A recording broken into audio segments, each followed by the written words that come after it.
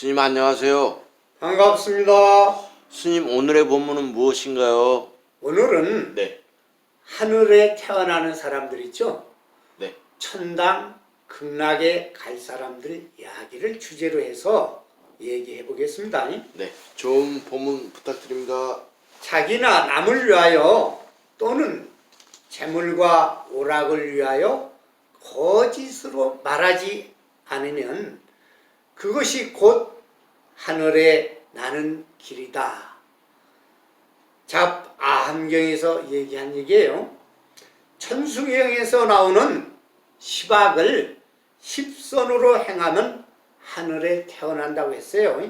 그리고 모든 신중들이 옹호한다고 했습니다. 하늘에 태어날 사람들을 예를 한번 들어보겠어요. 여행 중이던 어떤 부인이 파리 골프문 가게에 들러 몇 가지 물건을 사다가 구석에 놓인 먼지 두성이의 목걸이 하나를 보자고 했습니다. 이것이요, 보통 유리알입니다. 덤으로 그냥 드리겠습니다.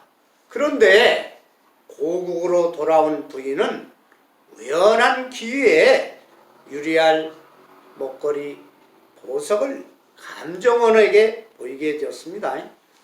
부인, 이것은 유리알이 아닙니다. 황색 다이아몬드 대단히 값비싼 물건입니다. 뜻밖의 말에 놀란 부인은 기회를 봐서 되돌려 주리라 결심하고 그 후 파리 가게에 가게 되었을 때 제일 먼저 골동품 가게를 찾았습니다. 지난번 대기 가게에서 물건을 살 때 그냥 덤으로 받았던 유리알인데 알고 보니 황색 다이아몬드였습니다. 변변치 않은 구입으로 다이아몬드를 받을 수가 없습니다. 처음에는 유리알로 여겼기 때문에 고맙게 받았지만은 사실을 안 이상 가질 수가 없습니다. 사정을 안 주인은 부인의 인품에 깊이 감사드려 받아들이지 않을 수가 없었다고 해요. 우리는 지금 윤리가 땅에 떨어진 시대에 살고 있습니다. 그러나 아놀드 토인비 바로 지적한 것처럼요, 제국의 멸망은 힘의 우열이 아니라 윤리적 타락의 원인이 되고 있다고 했어요.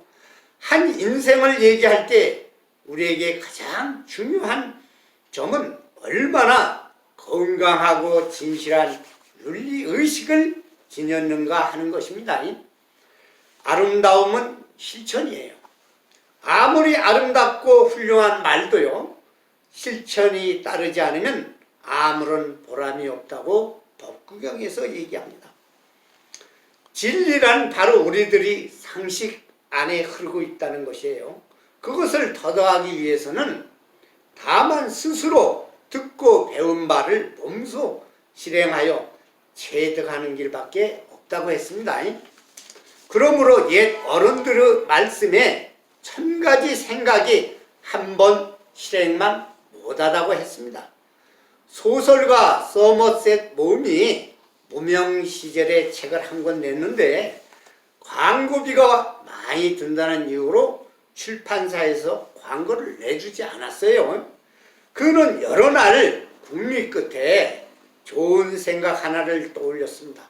그러나 그것을 실행해 놓고 다시 여러 날을 보내다가 마침내 신문사로 달려갔습니다. 신문에다가 구혼 광고를 냈습니다. 나는 스포츠와 음악을 좋아하고 성격은 온화한 젊은이로 백만장자입니다. 처음에는 뻥을 좀 쳤죠. 나는 결혼할 여성을 찾는데 내가 바라는 여성은 모든 점이 최근 서머셋 몬이 쓴 소설 주인공과 닮았다고 생각되는 분은 꼭 연락 주십시오. 꼭 그런 여성과 결혼하고 싶습니다.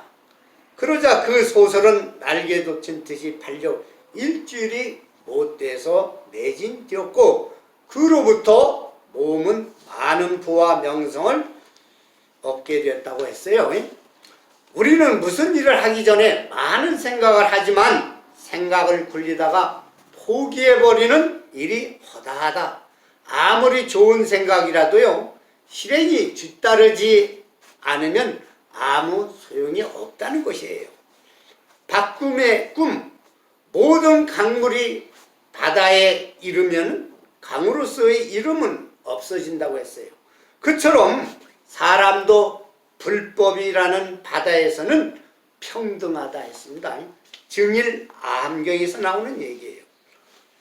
강원도 오대산 상원사에서 불치의 병을 고친 조선왕조 제7대 임금인 세조가 상원사를 다시 찾았을 때 일입니다.